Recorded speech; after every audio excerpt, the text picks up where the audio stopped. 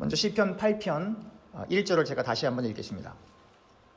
여호와 우리 주여, 주의 이름이 온 땅에 어찌 그리 아름다운지요.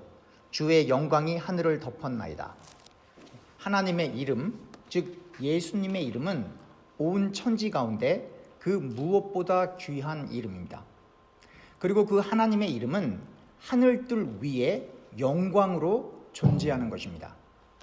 여기서 개역개정에서는 하늘을 덮었나이다 라고 의역하였지만 이 부분을 직역하면 알 하샤마임, 하늘들 위에, above, 이 하늘들 위에 터나우 호드카, 당신의 영광, 즉 하나님의 영광을 두셨다는 이야기입니다.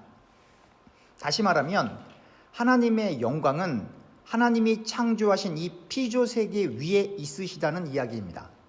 이 피조세계에서 아무리 훌륭해 보이고 아무리 위대해 보여도 이 피조세계는 그 말 그대로 하나님의 피조물이고 오직 하나님만이 영광을 받으시기에 합당한 분이심을 확증하고 있는 것입니다.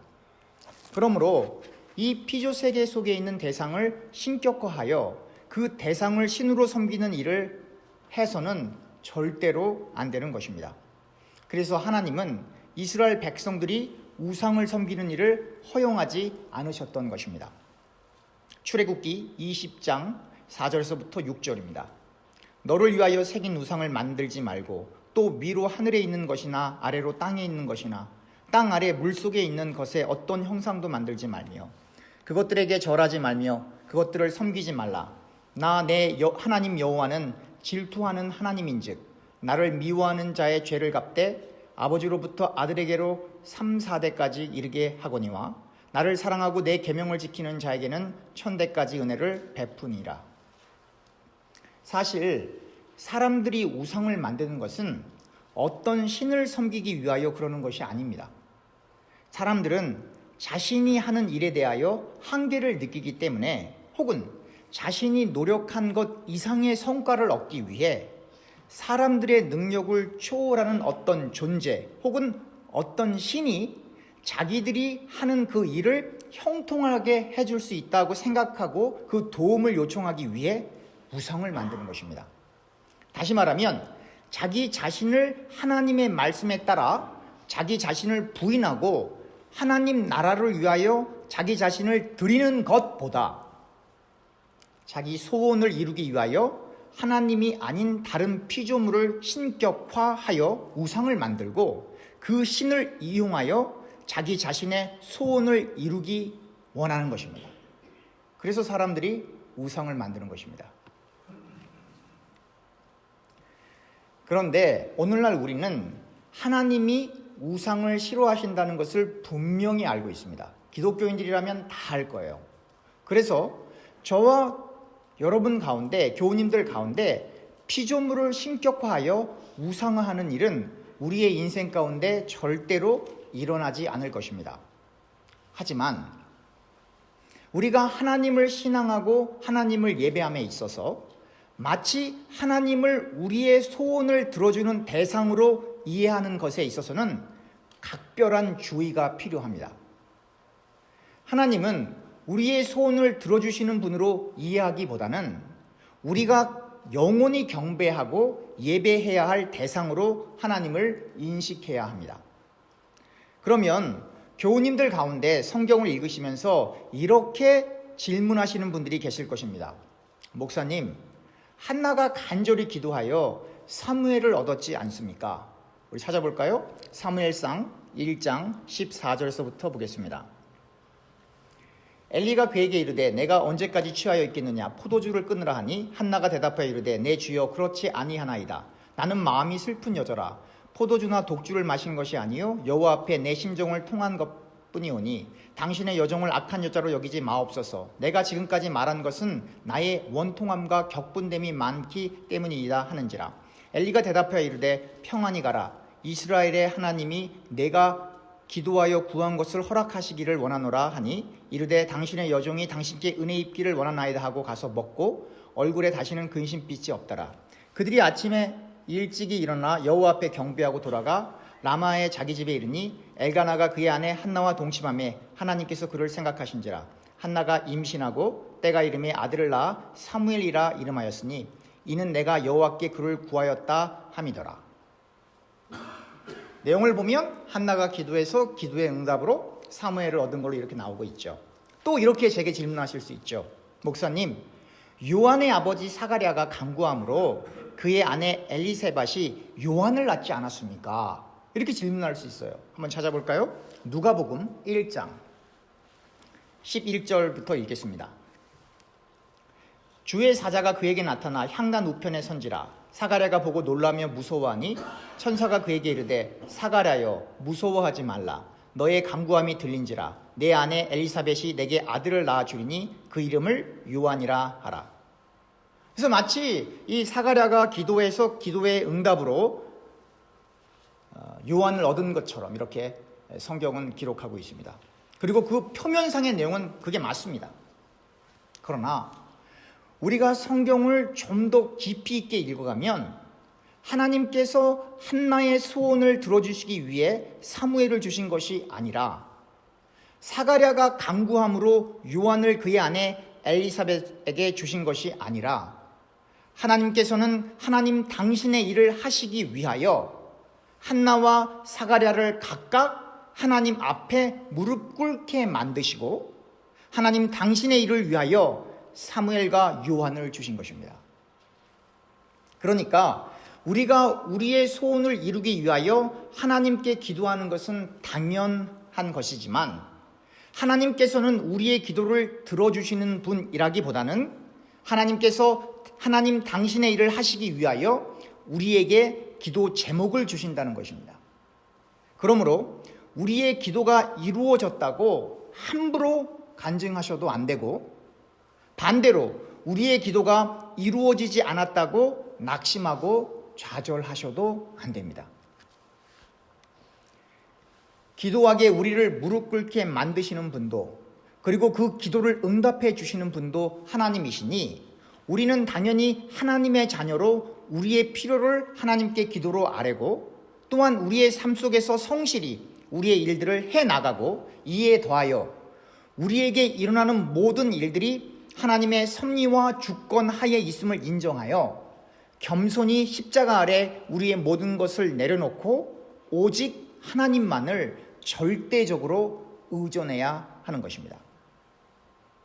그러므로 기도의 응답보다는 우리의 기도를 응답해 주시는 그 하나님을 더욱 사모하고 그 하나님의 뜻을 구하여 궁극적으로는 예수님께서 알려주신 주기도문이 우리의 일관된 기도 제목이 되어야 할 것입니다. 마태복음 6장 7절부터 제가 보겠습니다. 또 기도할 때에 이방인과 같이 중언부언하지 말라. 그들은 말을 많이 하여야 들을 줄 생각하느니라. 그러므로 그들을 본받지 말라. 구하기 전에 너희에게 있어야 할 것을 하나님 너희 아버지께서 아시느니라. 우리가 기도하기 전에 하나님이 다 알고 계세요. 우리가 뭐가 필요한지요. 그러므로 너희는 이렇게 기도하라. 하늘에 계신 우리 아버지여, 이름이 거룩히 여김을 받으시오며 나라가 임하시오며 뜻이 하늘에서 이루어진 것 같이 땅에서도 이루어지이다. 오늘 우리에게 일용할 양식을 주시옵고 우리가 우리에게 죄 지은 자를 사하여 준 것 같이 우리 죄를 사하여 주시옵고 우리를 시험에 들게 하지 마옵시고 다만 악에서 구하옵소서. 나라와 권세와 영광이 아버지께 영원히 있사옵나이다. 아멘. 바로 이 기도 제목이, 이 기도가 이게 우리가 존문을 애우듯이 그렇게 기도하는 것이 아니라 이 말씀을 우리가 깊이 있게 묵상하고 읽으며 정말로 하나님을 향해서 기도하는 것이 무엇인가라고 하는 것을 살펴보아야만 하는 것입니다. 그래야 우리가 우리 중심적인 신앙에서 탈피하여 진실로 하나님 중심적인 신앙을 소유하게 되는 겁니다. 시편 8편 2절을 보면 이렇습니다. 주의 대적으로 말미암아 어린아이들과 젖먹이들의 입으로 권능을 세우시며 이는 원수들과 보복자들을 잠잠하게 하려 하심이니이다. 하나님이 누구이신지 알면서 대적하는 존재가 있습니다. 그 존재가 바로 마귀입니다. 그런데 하나님께서는 그 마귀들과 싸움을 하시는 것이 아닙니다. 마귀와 하나님이 싸운다는 그 말 그 자체가 성립되지 않습니다. 왜냐하면 이 세상에는 하나님과 견주어 싸움을 할 만한 대상이 존재하지 않기 때문입니다. 그러나 인간의 언어로 우리들이 이해해야 하니까 어쩔 수 없이 하나님을 대항하는 존재가 있고 그 대상이 하나님을 대항하고 있으니 하나님과 싸움을 한다고 설명하는 것 뿐입니다. 그런데 하나님께서는 그 대적들과 싸움을 하실 때 어린아이들과 젖먹이들을 사용하시므로 그 원수들을 잠잠케 하십니다. 즉 목동 소년 다윗을 사용하셔서 거인 장군 골리앗을 무너뜨리는 것입니다. 입이 뻣뻣하고 혀가 둔한 모세를 사용하셔서 이스라엘 백성들을 출애굽시키시는 것입니다. 모세가 그 자신의 한계를 느껴서 못한다고 해도 하나님께서는 하나님 되심을 선포하시고 아론을 모세에게 붙여주시는 것입니다. 출애굽기 4장 10절을 한번 보겠습니다. 출애굽기 4장 10절부터 읽겠습니다. 모세가 여호와께 아뢰되 오 주여 나는 본래 말을 잘하지 못하는 자니이다. 주께서 주의 종으로 명령하신 후에도 역시 그러하니 나는 입이 뻣뻣하고 혀가 둔한 자니이다. 여호와께서 그에게 이르시되 누가 사람의 입을 지었느냐 누가 말 못하는 자나 못 듣는 자나 눈 밝은 자나 맹인이 되게 하셨느냐 나 여호와가 아니냐. 이게 바로 이 구절이 뭐예요? 하나님 되심이에요. 이제 가라 내가 내 입과 함께 있어서 할 말을 가르치리라. 모세가 이르되 오 주여 보낼 만한 자를 보내소서. 여호와께서 모세를 향하여 노하여 이르시되 레위 사람 내 형 아론이 있지 아니하냐. 그가 말 잘하는 것을 내가 아노라. 그가 너를 만나서 나오나니 그가 너를 볼 때 그의 마음에 기쁨이 있을 것이라. 바로 하나님께서는 어린아이와 젖먹이같이 무능한 다윗과 모세를 사용하시므로 오직 하나님만이 영광을 받으시는 것입니다. 그러므로 우리는 성경을 읽어가면서 성경 속에 등장하는 어린아이와 젖먹이와 같은 다윗, 모세, 그리고 그 밖에 다른 인물들에게 중심을 두고 성경을 읽어가는 것이 아니라 그 무능한 인간들을 사용하셔서 그 위대한 하나님의 일을 해 나가시는 하나님께 모든 중심을 두고 성경을 이해해야만 하는 것입니다. 또한 우리가 신앙생활을 할 때에도 마찬가지입니다. 마치 우리가 영웅이 된 것처럼 혹은 거룩한 경건한 사람이 된 것처럼 착각하지 말고 우리는 늘 하나님 앞에서 어린아이와 젖먹이와 같은 무능한 그리고 하나님의 도우심이 없이는 한시도 살 수 없는 존재임을 깨닫고 하나님만을 절대적으로 의존하는 존재로 생을 살아가야 하는 것입니다. 계속해서 시편 8편 3절에서부터 5절까지 보겠습니다. 주의 손가락으로 만드신 주의 하늘과 주께서 베풀어 주신 달과 별을 내가 보오니 사람이 무엇이기에 주께서 그를 생각하시며 인자가 무엇이기에 주께서 그를 돌보시나이까. 그를 하나님보다 조금 못하게 하시고 영어와 종기로 관을 씌우셨나이다. 우리는 하나님께서 말씀으로 천지를 창조하신 것을 잘 알고 있습니다. 다윗 역시 잘 알고 있습니다. 그러나 다윗은 하나님의 창조를 더욱 구체적으로 그리고 시적으로 묘사하기 위해 또 그 사건이 역사 속에 실제적으로 있었던 것을 강조하기 위해 주의 손가락으로 에스버 오테카 주의 손가락으로 하늘, 달, 별들을 창조하셨다고 묘사하는 것입니다. 또한 하나님께서는 그 인간들을 생각하시고 돌보십니다. 이 돌본다의 히브리어 원형은 파콰드입니다. 그 뜻은 돌본다라는 뜻도 있지만 방문하다, 찾아가다라는 뜻도 있습니다. 즉 하나님께서는 우리 가운데 오셔서 우리를 돌보시고 계시다는 것입니다. 다만 우리가 그 돌보시는 하나님의 손길을 인식하지 못해 우리가 풍랑 가운데, 역경 가운데 허덕일 때가 많이 있는 것입니다. 그러나 그 풍랑을 잔잔하게 하셨던 그 예수님, 그 하나님께서 우리 가운데 성령으로 내주해 계심으로 우리는 더 이상 풍랑을 보고 역경과 그 어려움을 보고 흔들리지 않고 오직 우리 주님만을 의존하여 한 걸음 한 걸음 걸어 나가야 하는 것입니다. 이 한 걸음 한 걸음 주님만을 의지하여 나아가는 것을 신앙생활이라고 하는 것입니다. 시편 8편 5절을 다시 보면 그를 하나님보다 조금 못하게 하시고 영화와 종기로 관을 씌우셨나이다 라고 기록하고 있습니다. 본문에 기록된 하나님에 해당하는 히브리어 원형은 엘로힘이고 그 뜻은 하나님입니다. 즉 개역개정 성경이 바르게 번역한 것입니다.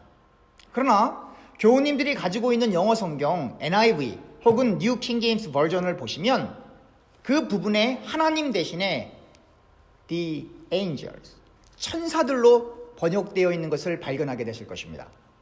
그 이유는 코인의 그리스어로 번역된 셉투아진트, 아람어로 번역된 탈굼, 시리아어로 기록된 텍스트, 그리고 유대 전통에서는 이 부분을 하나님 대신 천사로 번역했기 때문입니다. 그것은 감히 하나님과 인간을 비교의 대상으로 둘 수 없어서 번역가들이 분명히 엘로힘이라고 나와 있지만 그것을 감히 하나님으로 번역하기 어려웠던 것 같습니다. 그런데 이 단어 엘로힘을 다시 보면 엘로힘은 하나님을 뜻하는 단어이지만 그와 동시에 신적인 존재들 혹은 천사들을 지칭하기도 합니다. 그리고 이 엘로힘은 단수가 아니라 복수형 명사입니다.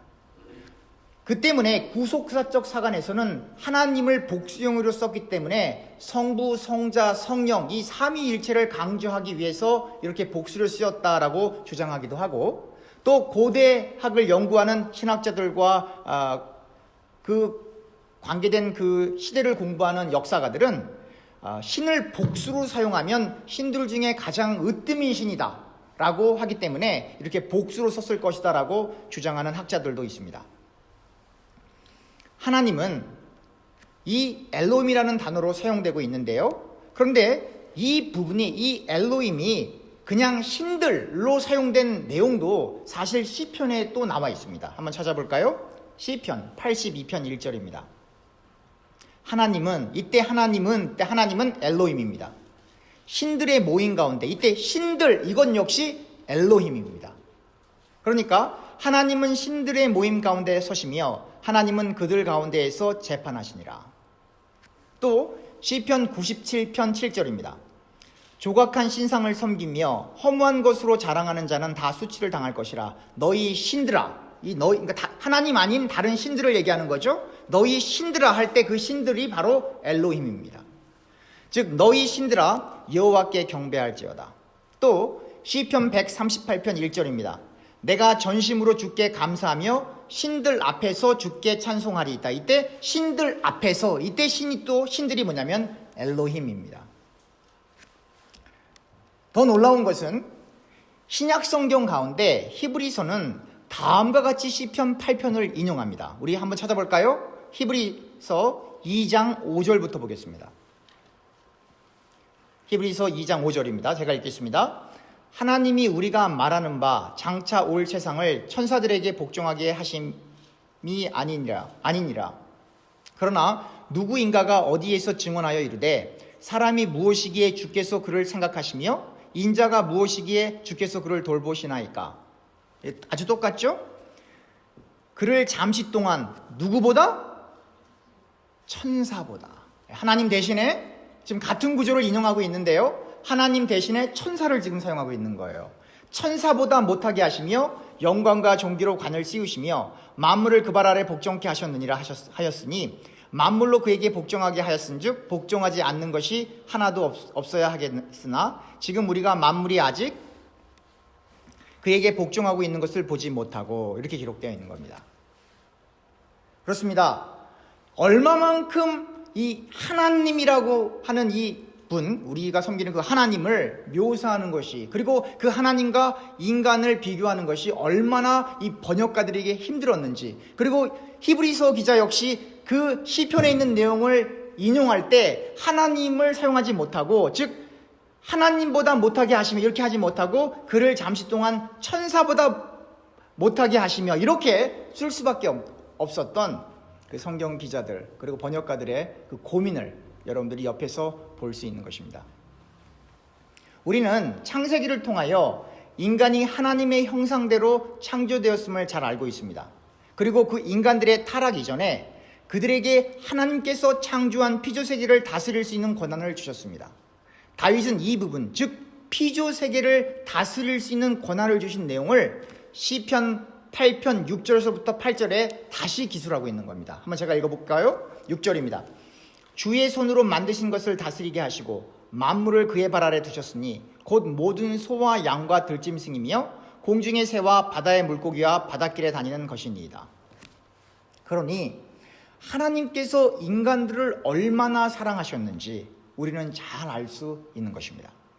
타락 후에도 거듭되는 인간들의 배신과 죄악 가운데서도 하나님은 인간들을 향한 사랑을 포기치 못하시고 말씀이 육신이 되시어 즉 하나님께서 인간들을 구원코자 십자가에 달리신 것입니다.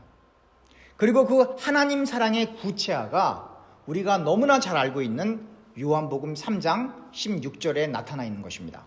하나님이 세상을 이처럼 사랑하사 독생자를 주셨으니 이는 그를 믿는 자마다 멸망하지 않고 영생을 얻게 하려 하심이라. 이토록 이렇게 하나님께서 저희들을 포기치 않고 사랑해 주시는 것입니다. 다윗은 그 사랑의 하나님을 찬양하며 시편 8편 9절에 여호와 우리 주여 주의 이름이 온 땅에 어찌 그리 아름다운지요 라고 시의 결론을 내립니다. 그런데요 여러분 시편 8편 1절을 다시 보면 여호와 우리 주여 주의 이름이 온 땅에 어찌 그리 아름다운지요 완전 똑같죠? 그리고 주의 영광이 하늘을 덮었나이다 라고 기록되어 있습니다. 이 아름다운지요에 해당하는 히브리 원형은 에디르예요. 그리고 그 뜻은 우수한, 탁월한, 영어로 하면 excellent입니다. 그래서 여러분 뉴 킹제임스 보시면 정말로 excellent 그렇게 나와 있어요. 그리고 이 NIV에는 이 부분을 의역하여 majestic, 뭐예요? 장엄한, 웅장한으로 이렇게 번역하였습니다. 그런데 이 히브리어 에디르 뜻 가운데는 glorious, 영광스러운이란 뜻도 있어요. 즉 시편 8편은 하나님의 영광으로 시작하여 하나님의 영광으로 끝마치는 시입니다. 그래서 오늘 설교 제목이 영광이에요. 더욱 1절에 여호와 우리 주여 주의 이름이 온 땅에 어찌 그리 아름다운지요 주의 영광이 하늘을 덮었나이다 라고 시작하므로 1절에 아름다운지요 에딜 그게 영광이란 뜻이 있었다고 했죠. 그러니까 하나님의 영광. 그리고 두 번째 나오는 한글 영광 그것은 호우드 정말 영광이에요. 그러니까 이것을 다시 간추려서 simplify해서 보면 하나님의 영광 이렇게 되는 거예요. 1절이.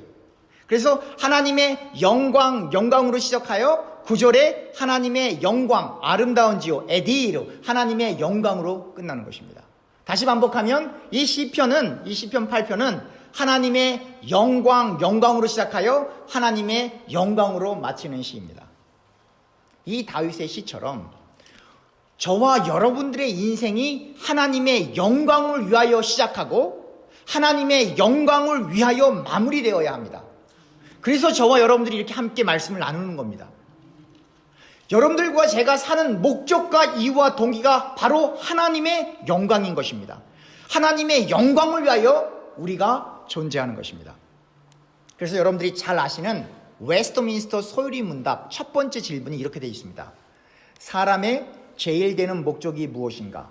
답은 사람의 제일 되는 목적은 하나님을 영화롭게 하는 것과 glorify, 하나님을 영화롭게 하는 것과 영원토록 그를 즐거워하는 것이다.